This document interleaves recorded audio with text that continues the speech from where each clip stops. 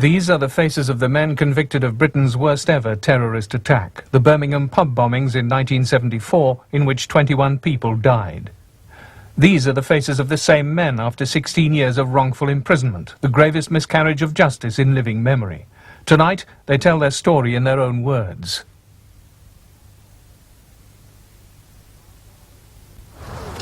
Now, I know that no system of law in this world is perfect, and obviously they can make mistakes. What rankles in our case that it took so long, 16 years? They known for a long, long time that we were innocent. They could pay me £20 million, wouldn't compensate me for what they've done, for what 16 years in prison. Look, I'll say this, prison can make people very bitter, but I'm not bitter now, because I couldn't have lived with bitterness. Because the way I look at it is, if you're going to be bitter, it'll make you ill. You get obsessed with it, like, you know. No one can compensate someone for 16 years. It's impossible.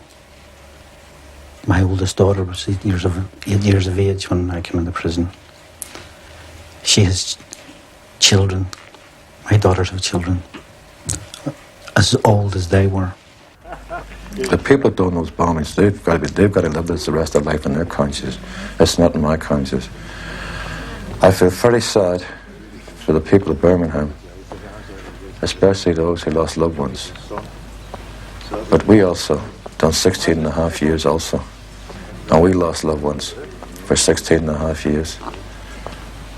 I was on a train one night, and I got off it, and suddenly I'm plucked out of space, and I'm thrown into another world for 16 and a half years. Then all of a sudden I'm plucked back out of that world and thrown back on the street.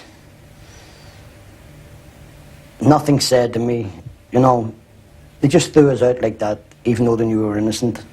I did respect the police, you know, I respected them for what they were doing. I'd never known the police to be doing anything wrong, like, you know. I never thought that the police would do actually what they did to us, like, you know. I could never envisage that type of thing happening. He's got, yeah, he's got...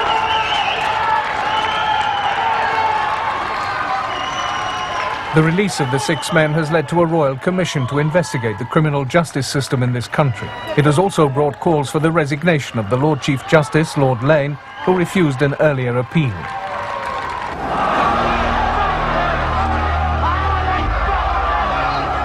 In November 1974, IRA man James McDade died while planting a bomb in Coventry. His body was flown back to Ireland for an IRA funeral. Some of the 6 knew McDade.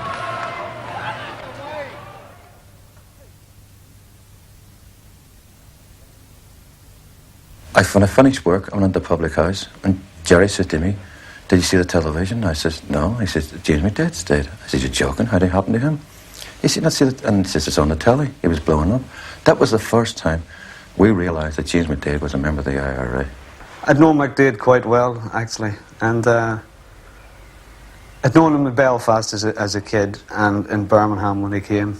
In fact, him, before he married his wife, like, they used to babysit for us, for me and my wife. The police put this over like that, you know, they tried to give the image that we were constantly in touch with McDade or constantly associating with him all the time, which was not true at all. I had met this kid a couple of times. I'd heard him singing at dances and things like that. I never really got to know him, you know. I knew his father fairly well, and I knew his mother a bit, back in Belfast. 5 of the men decided to go to Belfast for McDade's funeral. They left from New Street Station. You're paying respect to James, but you're also giving respect to his family. It's support of the family. And as Jerry Hunter and Dickie and Paddy, they were personal friends, so we were actually paying respect to the family. And that's why we go to, like burying our dead, that's why we do things like that. And always have and always will. I thought I could use the same opportunity to see my mother. I could spend Friday, Saturday there in my own home with my mother and come back Saturday night, like, you know. At the station, the 5 were joined by Hugh Callaghan for a drink in the bar. Well, I went to the railway station. Well, it wasn't my intention. I had no intention of going to the station. It just come on in the spur of the moment. As I say, I could have So I got off the bus and just as easy went home. The other 5 caught the boat train. The police later portrayed them as IRA men fleeing after planting the bombs. This is an IRA gang. We had to borrow the money. Look at the IRA that's been in this country. Compare us with them. No way, we're like the Guildford Four. Us, we were just basic working class men, and our interest was only, we used to go down to the boozer, have a drink. We had got return tickets. Well, a number of us had. 3 of us had return tickets, and the other 2 had singles. We'd all left families back in Birmingham. As the men travelled to the Lancashire port of Heysham, the bombs went off in Birmingham. When the 5 arrived, the police were checking everyone leaving for Belfast. We were asked to hang on for a minute on the quayside. We were free to go if we wished. We could have walked on up the gangplank onto the boat, but we hung about because he had asked us. He says, "Can you hang on there a minute, lads?" This man explained that bombs had exploded in Birmingham pubs and a lot of people were dead. They didn't know how many, a lot of people were injured and everything. And, we were greatly shocked. So then they turned around and says, "Will you help us in our inquiries?" And we said, "Certainly, we'll help you in inquiries." They took us down to Morecambe Police Station. We took it down to Morecambe. Nobody would charge us. We just helped them in inquiries. They phoned back to Birmingham, we have these 5 men here travelling to Belfast. Here are all their names, their addresses and everything else. And they actually got word back from the special branch in Birmingham. These men are clean. We have nothing on these men. We know that they're not connected with any organisations or everything else. You can let them go. But the chief superintendent, I think, in charge of the police station, he asked us if we would hang about a bit and wait for forensic tests. We'd like to do some tests on your hands, chemical tests. We said, obviously we'd only be too willing to help you. And that was it. It was the last we seen of freedom.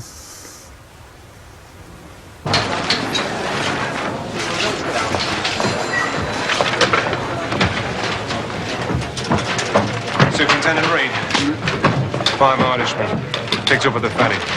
Morecambe's pulled them in for forensic. At Morecambe Police Station, Home Office scientist Dr. Frank Skuse performed forensic tests on the 5 men. Officers from Birmingham awaited the results.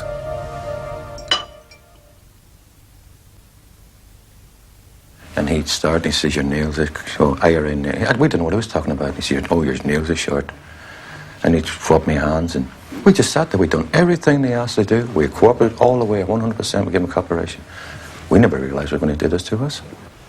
I was facing the office where the tests were conducted, and I heard an officer, a police officer, I presume it was a Birmingham officer, saying to Paddy Hill, "You bastard, you're covered in jelly. You've more on you than Judith Ward." Yeah. And that was it. I heard Paddy denied it, of course. And the next thing, there was a scuffle. Well, it sounded like a scuffle. I couldn't see because we were all separated. And I knew then that if they were beating him up, then I was probably next in line. Or maybe we're all going to get it. As I stepped through the door, I was punched in the back of the head, and it was shouted at me, "You dirty murdering bastard, we found jelly on your hands." Words to that effect. That was the first that I learned that they were accusing me of having gelignite on my hands. I thought it was ridiculous. Dr. Skuse believed he'd found explosives traces on Power, Hill and possibly Walker. This evidence has since been completely discredited, but that was the information the police had when the interrogations began. In my mind, there was no explosives in my hands at all. Never could be. Yet, here were these coppers behaving like raving lunatics, telling me that this doctor had found explosives in my hands. They seemed to believe it. And when I was walking down towards the cell, I never seen the policeman behind me, and he kicked me in the back. And I'm flying into the cell, and he just made a football of me. And I was really surprised. They didn't ask me my name or nothing. And they just started beating me up. He says, my mate's coming in here, he's lost people, relations, and these bombings, and he is mad. He says, you think I'm bad? Just wait till he comes in. And this guy came in, this guy's 6'6", and he's wearing a size 12 boot, like, you know. And he came charging in, and he kicked me. I'm on this low bench, like, and I'm sitting down, and this guy kicked me right in the chest. And as I walked in the door, I got a punch in the back of the head, and I went flying. And one of them was screaming, don't mark his face, don't mark his face. They were dragging me around the floor by the hair. They were punching me, kicking me.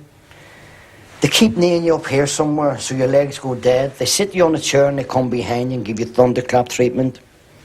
They punch you in the back of the neck.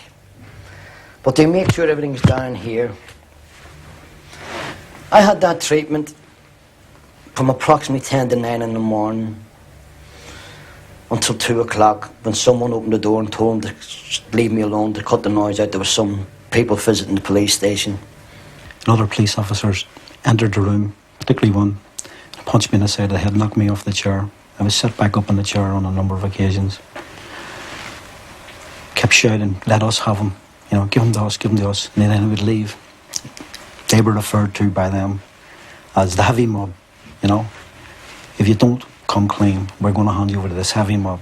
They started beating me straight away, punching me, slapping me, pulling my hair, knocking my head against the wall. And in between this, they were accusing me of planting the bombs, and I kept denying it, and they wouldn't accept this for an answer. They wanted a signed statement from me, admitting my part in the bombings, which I wasn't prepared to give them. They got a blanket over my head, and they told me going to give me a couple of minutes with my maker. The next thing I felt was a gun pushed in my head. And I just had a bang. When people asked me, what does it sound like? And the only way I could explain it, you get a biscuit tin, you slap a biscuit. That's the sound to me. I thought it was funny. My heart didn't even in my throat. I nearly died. So they dragged me back up again, and they started beating me up again. And somewhere along there, I must have passed out. Because when I come to, there was nobody there. The police soon had a sixth name, that of Hugh Callahan, left back in Birmingham. The police were waiting for him as he returned home. I just turned the key on the door, and as soon as I walked in, the copper just grabbed me, put the gun in the head. I got there, and then my family started screaming. You know? I said, I haven't done anything, you know. I said, what's the matter?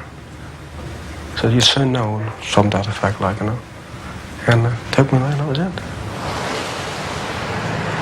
That evening, the 5 men were driven down the motorway to Birmingham. Before arriving at Queen's Road police station, they say there were more assaults and threats. This treatment was going up the motorway. The one in the front took a gun out.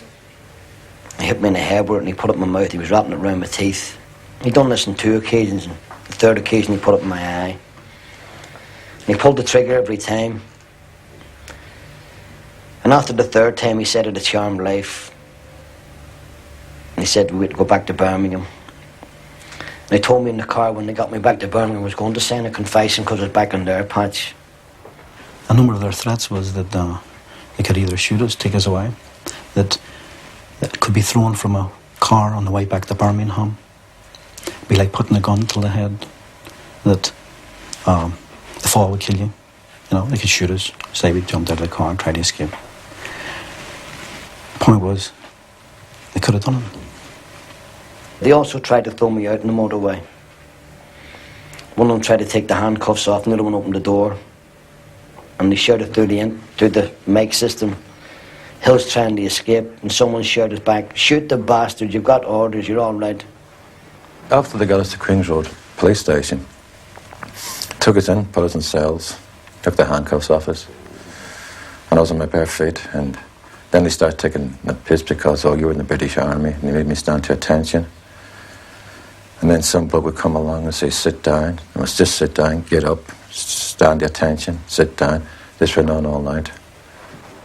They threatened me with Alsatian dogs. They brought the dog into the interview room at one stage. made threats against my family, against me. They kept saying, if you don't sign a statement, we're going to give you worse treatment and we're going to beat you up and that. They told me my family was, my home was surrounded by a screaming mob, and they were after my wife and children. And if I signed a statement, they would move them to a place of safety. He started cursing and swearing, he turned away, fiddling with a gun, he turned back in, and he said, are you going to sign a statement? It's going to work this time. And I was looking at him, watching him, I'm not answering anything. And he pulled the trigger, and this thing went off. My heart went boom, and I nearly went through the wall with shock, like, you know, like, oh my God. So he says, we'll not miss this time, and he's doing it again. And he pointed again, are you going to sign this statement? Richard McIlkenny's allegations of a mock execution in the police station were turned against him at his trial. He had to be lying, it was said. Police revolvers couldn't fire blanks. Last week it was revealed that a firearms expert now confirmed that police guns could fire some blanks and that McIlkenny had given a plausible account of what would happen. This totally vindicated me. It proved that I had not been a liar all these years and that I had actually been telling the truth. Police photographs taken that weekend indicate the condition of the men within 72 hours of their arrest. The men say they were driven to breaking point. One in particular kept coming in and saying, look, you've done this. You've convinced yourself you haven't. And one day it's going to dawn on you that you have done it and you're going to crack up. And for a split second, I really believed him. I was saying, well, did I do this? Was I capable of such an act? But thankfully, you know, fortunately, I knew in myself I couldn't do such a thing. I was total lost. I was totally isolated from everyone I knew. I was totally isolated from the other lads. I didn't know where they were. I didn't know what was happening. You know, I was at the mercy of these people. And what they had done to me, like, you know, the beatings and everything else leading up to this shooting, like, you know. I mean, it was something beyond belief, you know. I just gone. I had, you know, I couldn't rationalise anything at this time. Like. The police have always denied that the men were assaulted or abused, though at the men's appeal in 1987, former police officers came forward to support their claims of maltreatment. 4 of the 6 signed confessions. They were taken to the court lockup to appear before magistrates the following morning. This officer was on duty in Steelhouse Lane, the lockup. He wouldn't let me sleep that night. At one stage he pulled the gun out,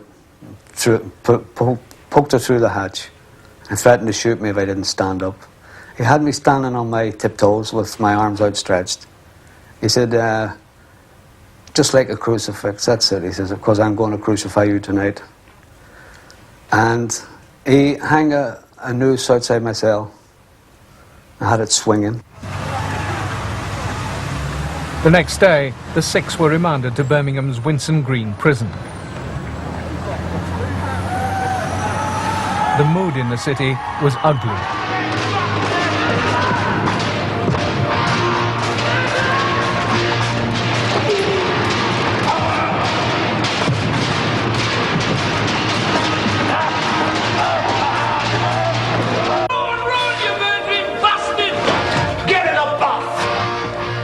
The West Midlands police handed the 6 men over to prison officers. No one denies that once in jail, they were the victims of vicious assaults. Well, when we pulled in to Winson Green itself, we were in little cubicles, locked in a police van, and each in turn the door was opened and literally kicked out of the van. And the door opened, stepped out, there's only one way to go. The door closed behind, and a boot, a foot in the back, flung me forward. The first thing I remember is the police introducing us to the prison officers, saying, here's the bombers. A few swear words thrown in, obviously. This one's the brigadier. This one's the captain, pointing to me, and the other 4 were lieutenants. And my head was grabbed from behind and smashed into this wall, right? And then the whole place just erupted, like, you know, and there were screws coming from everywhere. There was mobs of them, and they were running from everywhere. And we started running, there was screaming and all going on, there was blood coming out from all places, like. And we were running through whatever opening there was. We didn't know where we were, we didn't know where we were going, we just ran where there was an opening to try and get away from these people. You know, it was horrific, it was totally horrific. These guys had gone mad, totally raving mad, you know, and they were after us, they were battering us, they were kicking us, everything was going on. We were made to face the wall, and the blood was running down the walls, our blood, and they kept screaming at us, "Stop bleeding over our walls," which is impossible. I was facing the wall and whatever. I couldn't see who they were. Next person came beside me was Jerry Hunter. And I turned around and said to Jerry, "Fuck me, Jerry." I said, "My teeth are missing." That was the first time I realised my teeth was missing. The men's ordeal was far from over. They were next taken from their cells to the bathhouse. She just didn't know what was happening. Out down the stairs, dumped in the bath. Water is cold and very brown. Looked brown anyway, obviously from the blood from the others. And he drops all this hair in on top of me, like, you know, into the water, and he ripped out of my head, you know. And then he grabs me and he starts pushing me under. He's like, "Get the blood off, you bastard, get it off." I couldn't get the blood off because it was pouring out. And this guy, I told him, maniac, "Get the blood off, get the blood off." And he shoved me under the water and hauled me under to try and get the blood off. The bath is black, it's also red with blood, hairs floating in it. I was thrown in fully clothed. In fact, me and the prison officer fell over the bath. One of the things I noticed after entering the cell, after having the bath, was that the windows were made of glass. The mirror was made of glass. And it struck my mind that if the worst came to the worst, that here was a way out. You know, at least it crossed my mind the possibility that I may be driven to smash the glass and actually use it to cut the wrists. My ears were bleeding for 3 days from the inside after this, you know. And my eyes were busted above, my head was split, my eyes were busted below, my mouth was busted inside and outside. Oh, what a state, you know. It was horrific, it was totally horrific. I used to lie awake in my cell. In the wing, it's such a small wing, D wing then, and you could hear the prison gates opening. I don't mean the main gates, I mean the gates into the wing. And you kept thinking, well, I kept thinking, this is it, they've realised they've made a mistake. I know it was foolish, but I kept thinking, they've made a mistake, they're going to open the doors, they're going to let us out. But it obviously it never happened. And we were in a terrible state. There's no words to describe it. It lasted to me, it lasted a lifetime then. That's a horrifying experience. I think, personally speaking myself, if those beatings at Winston Green hadn't lasted any longer, but some of us would have died. No question about it whatsoever. Prison officers were charged with assaulting the 6, but they were all acquitted at trial. These official photographs were taken after the prison assaults. The men's injuries made it impossible to prove whether they'd been beaten earlier by the police. The families of the 6 were to be shocked by what they saw on their first visit. My missus came up with my second youngest child. And my second youngest baby turned around and started crying. She started saying to her, "Mommy, this ain't my daddy." She didn't recognise me. I mean, my teeth were all gone. And I was enough a mess. I was trying to tell him not to worry. I was okay, you know. I couldn't do anything else. And they went, like, you know, and I think my mother fainted outside, you know, when I'd gone, like, you know. It was almost as horrific as getting me actually beaten, as seeing my mother and my missus there, you know, my brother, and the shock on their faces. You know, it almost gave me a true picture of what I actually looked like, you know. I think the next day they gave us some exercise and I couldn't walk. I couldn't walk at all. And I wanted to come in to lie down, and I said, "No, you keep out there." And we must have been the most hated people in the world. You stand convicted on each of 21 counts. On the clearest and most overwhelming evidence I have ever heard, of the crime of murder. In respect of each count, each one of you is now sentenced for life.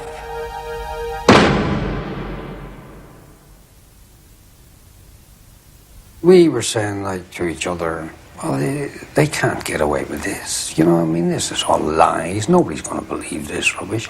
And we really thought that at this trial, we would be totally vindicated. Not so. We still hadn't realised the full horror of what had happened in Birmingham because we had not been allowed to see this thing. Or, I'd seen no papers or anything. I hadn't, Like we had the forensic Mr. Scuss, he was 99.9% sure. And who am I to talk against a scientist? Who am I to talk against this policeman? I mean, as a judge says in the trial himself, do you believe these policemen or do you believe these men here? Well, I've just been charged with killing 21 people. Nobody's going to believe me in a million years. So how do they call that justice? I never know. And that was the most sickening thing about it, because I thought we were going to get justice. We did believe we would be acquitted, that things would be put right, that we would see the mistake they've made. And we challenged the police evidence because they tortured us, they mentally and physically, they beat us up. And the judge held a trial within a trial for the first week on the admissibility of the statements. And at the end of the first week, he ruled that they would stand, they would be accepted as evidence. And I think, well, if we did know then, from then, that we were going to prison, and going to prison for a long time. The men were each given 21 life sentences. There was no indication of when they would be released. My record was stamped that I was never to be released from prison. I was to die behind prison bars. That was stamped in red on my file. That was told me by a governor a number of years ago, and he told me straight, he says, out of the 6 of you, you'll be very, very lucky to ever get out of jail. And then he told me, he says, in fact, he said it's on the file, and he told me what it was, Like the cons and all who were in the prisons at that time, they believed that these guys blew up these 2 bombs with all these young people and all in them. These guys are mass murderers, and these guys hated us. And not alone did they hate us, the screws hated us, everybody hated us. They did. We were attacked in various different prisons. We had to watch our backs all the time. I had to keep looking over my shoulder. Around 7 o'clock, every prisoner gets a cup of tea if he wants. They bring it round the doors, plus a little tea bun. Well, they did then. They used to deliberately leave me the last. And the tea, again, well, which I never drank because then I suspected that they may have done something. The tea bun was always wet, damp, as if they'd spat on it or urinated on it or something. They would turn my light off. This was in the winter months. My light went off, I think, possibly 4 o'clock. And I would ring the door, press the bell for the officer, and I'd say, put my light on, please. And he'd just ignore me. And I would sit there all night in the dark till I got into bed. I looked at it this way here. I mean, first and foremost, I thought about my wife. And I said, well, she has to face the whole wide world out there, what she was getting. But I only had the prison population to put up with. And I could sit here for the next 24 hours trying to tell somebody about prison, and at the end of the day, the only thing you're going to know is the word prison, because you can't imagine in your mind what it's like. It's an experience you have to go through. And the experience that we went through, well, I hate the bastards that put us in jail, but I wouldn't even wish on them what they put us through. Maybe the first couple of years were very, very hard. But then, I was in one prison, Paddy Hill was another one, Jerry was in another one, Sherry was another one. And over a period of years, people come to know us, and they see what kind of people we were, and then they believed.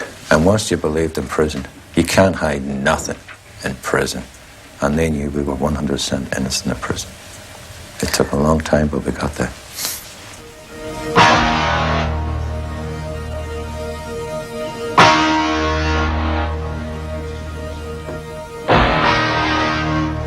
As the years in prison passed, the threats and violence towards the men died away. But the long sentences and the lack of response to their pleas of innocence placed different pressures on both the men and their families.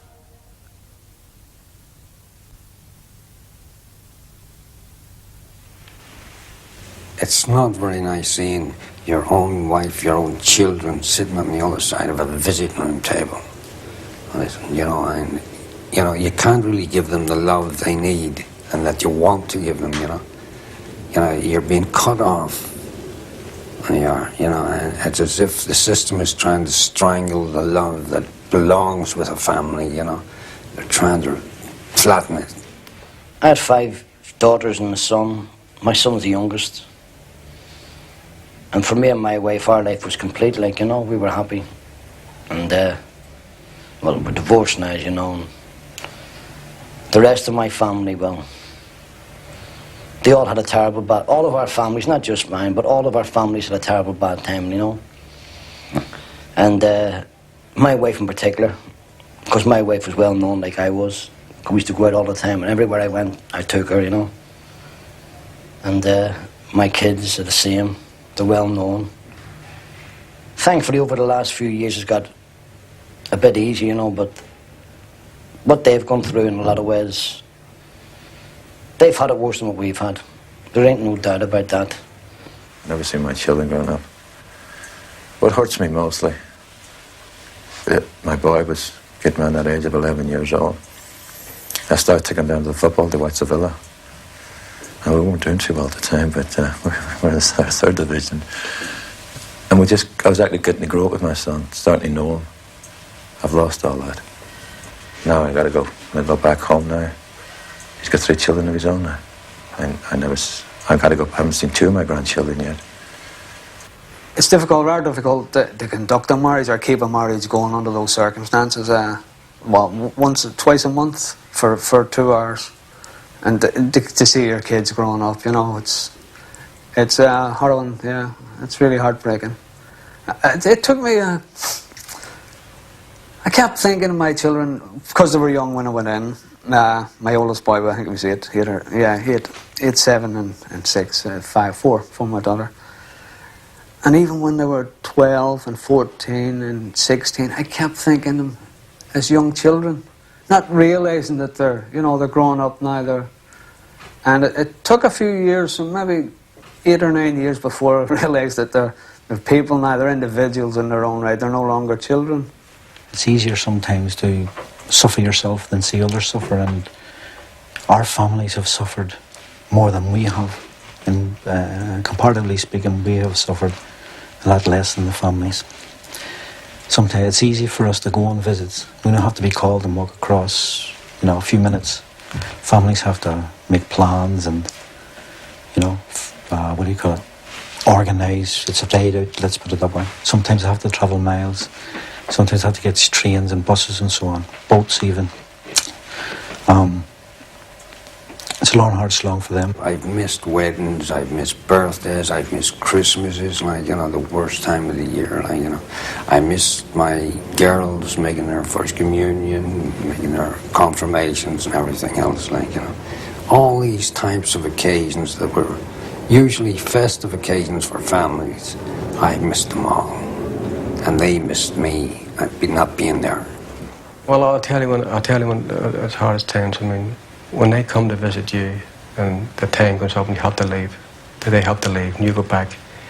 And visits, you see, even up to the present day before I come away, can be a very, very emotional thing, right? And when I used to come back, I used to just lie down in my bed and then my head was spinning and all like that there. And of course, when the evening time comes, that's when it all comes in. And the emotions start coming, you know what I mean? What you do there. And that's very, very hard. Very hard to leave them. The men's families kept up their campaigning, lobbying and petitioning. From his prison cell, Paddy Hill wrote letter after letter to anyone he thought could help. I found it very frustrating. Sometimes I'd send out 50 or 60 letters. And within a matter of a few days, the majority would be sent back to me, and the majority of them wouldn't even have been opened. And I am not ashamed of it. I just sit in that prison cell and I used to cry like a child with pure frustration. Not because I wanted anybody to believe I was innocent, because I say I'm innocent. I just wanted someone to sit down and talk to me and tell me what I was doing in jail. Our families were very, very staunch towards it, because our families knew from day one that we never done it. How could I speak about our families? They were the backbone of us. They kept us alive. I mean, there's Kathleen McKinney, as far as I'm concerned. That's a lady. The day I die. Sandra Hunter, another great woman. In 1985, a World in Action programme cast doubt on the forensic results. It was discovered that traces from innocent objects like playing cards could be confused with traces from explosives. The following year, a former policeman came forward and said he'd seen some of the men being ill-treated by West Midlands officers. The Home Secretary referred the case to the Court of Appeal. I know we kept our feet on the floor, but we held that little bit of flame was burning now. Like this, we always laugh. We would talk about grass growing. It just gets that size and that size. And we were holding that little piece of grass or little twig. And that little twig was getting bigger every year going along. We thought we had a 50-50 chance. And we thought no one. And that is fantastic to tell me about going to the Court of Appeal. As has happened before in references by the Home Secretary to this court, under Section 17 of the Criminal Appeal Act 1968, the longer this hearing has gone on, the more convinced this court has become that the verdict of the jury was correct. We have no doubt that these convictions were both safe and satisfactory. The appeals are dismissed. The longest appeal hearing in history heard evidence supporting the men's claims of ill-treatment and assault and throwing doubts on the forensic results. But the men went back to their cells. And couldn't believe that this actually happened. British justice actually done this to us, and he could not take it in, and he didn't want to take it in, and he was not going to take it in, and he was sending us 6 back to prison. Once again, we'd been given a knockback. We were beginning to get used to this. We had no illusions about the attitudes of the judges. We'd been warned beforehand not to expect anything from these judges. It did go through a bad period, a bad patch. But to be truthful, we always had something to keep us going. But by then, we knew that we were getting near the end, because even though they'd rejected it, the world was, well, I could say the world, the country, this country in Ireland, people were beginning to sit up and take notice of the case, and knowing that there was an injustice here, and it must be put right. Everybody talks about the Birmingham 6, the Birmingham 6, the Birmingham 6. I'm sick of the Birmingham 6, I am. I want this brand taken off my back. I just want to be me. A startling discovery about the evidence of this man took the case back to the appeal court this month.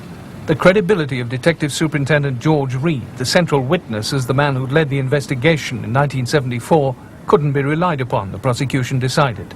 Police notes had been fabricated. The judges heard that more forensic work had discredited the scientific evidence completely. The 6 were finally freed.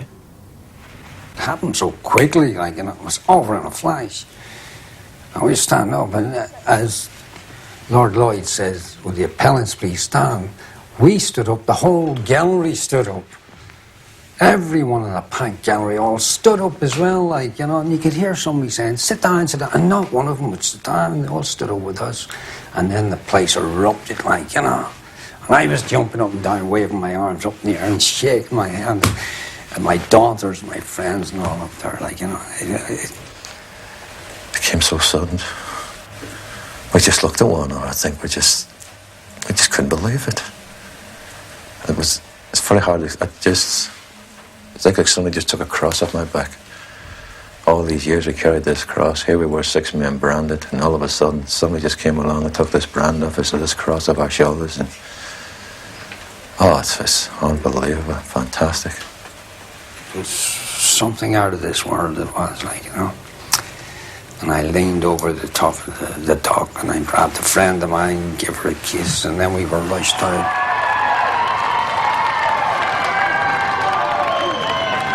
And they walk outside, they look up the sky, to see people for the first time. For 16 and a half years, all I ever seen was a wall. And they walk outside and see people across the road and people cheering you. It was unbelievable. And it was frightening. I mean, I try to walk up, somebody says, say something to Mike, I walked up to Mike, and as soon as I want to open my mouth, nothing would come out. I just got a lump in my throat and I had to walk away. And then my wife ran up to me and, oh, it was fantastic. Great. Oh, yes. I was dreading coming up from the court, the well of the court, because we had known by then that there was hundreds, if not 1,000, 2,000, 3,000 people outside, plus the world's media. And I remember the welcome that the Guildford Four got, and I was dreading it actually. But funny enough, when I come out, that all my fears just subsided, and I just joined in the celebration. It was really one experience, an experience never to forget. I'll always be with me, that experience. I'll never forget that day. It was really brilliant, like, you know. It's very hard to describe, like stepping out into the sunlight and there are no bars and no walls, and it's all these throngs of people all over the place, like, you know, and they're cheering and they're crying and everything else, and it was brilliant.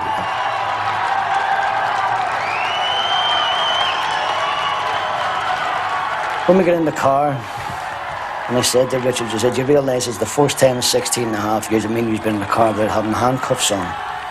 And we just busted out laughing. It was, you know, even now, looking back on it, you know, it just doesn't seem real.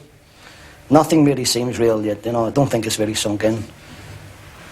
Somebody opened the door for us and we walked into a garden, and me and Paddy Hill walked up the end of the garden. There's a swing in the garden. Paddy sat on the swing.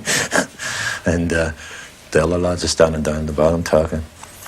Just the six of us just standing there talking, and brand new fresh air, and looking up, darkness, first outside in the dark for the first time after all those years. Oh, it's a great feeling, fantastic feeling. Just couldn't believe it. For the first time in more than 16 years, the men can look forward to simple pleasures, long denied.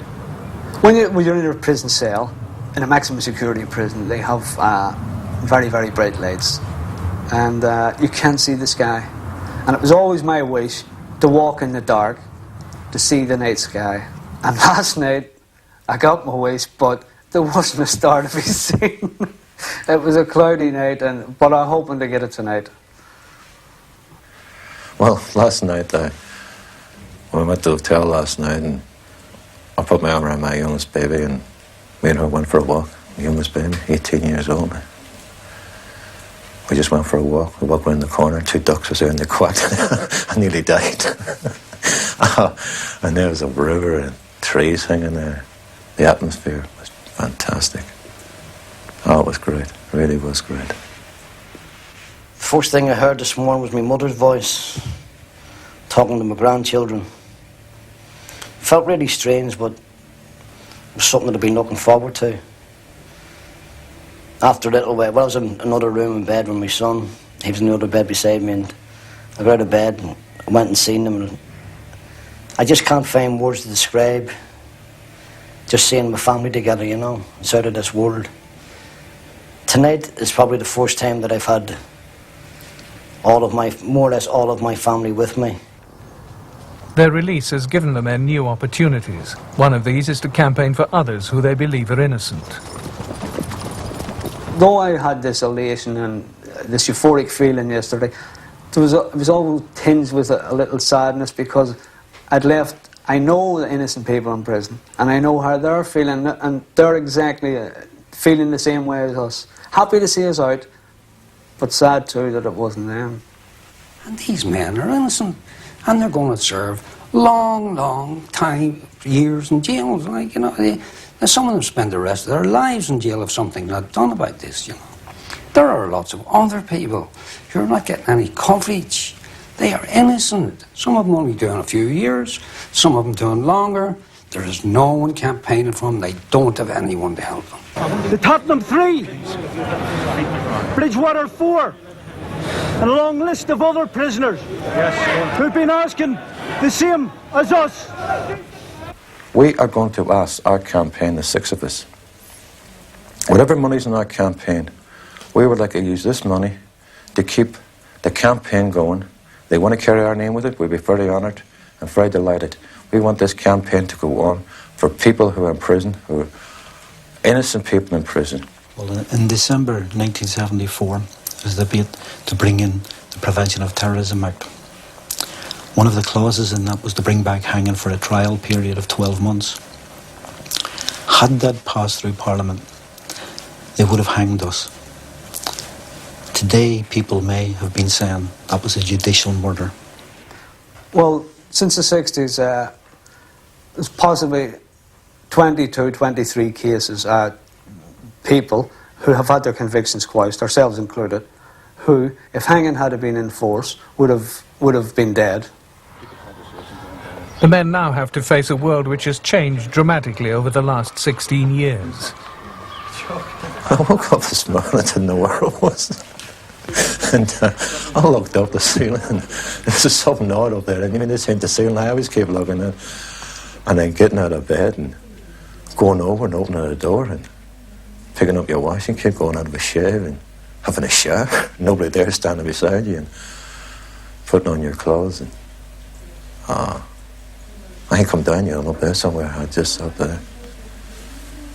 Just up there somewhere.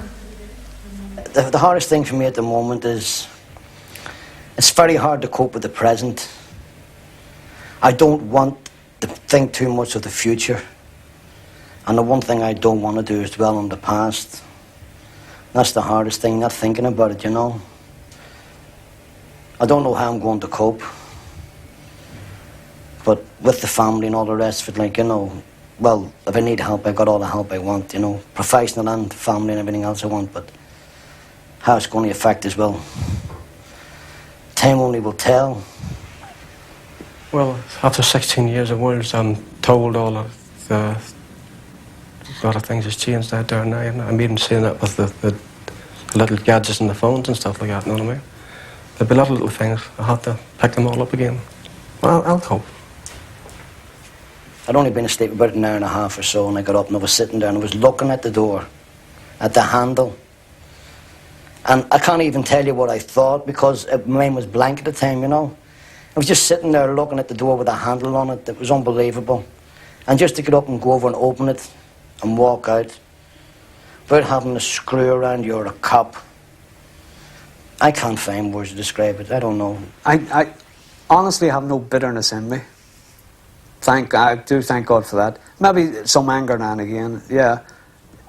That aspect is you're missing your children. They are now, they're conducting lives of their own. They're getting married, and obviously they're having children of their own. And as Johnny Walker says, and Dickie, they're getting out now to pick up where they left off with their grandchildren. Well, I'll have that to come, I suppose, but they're carrying on, so to speak. But the miss with their children, now they're going to get with their grandchildren. I'm taking great enjoyment in my family, actually, you know. Yeah, you know, we've been together since then. And, you know, it's so beautiful to be able to turn around and speak to my daughters, put my arms around them, and pick up my grandchildren, like, you know. They're running up and they're jumping at me and everything else, like, you know, it's really so beautiful, so good. You know, it's great.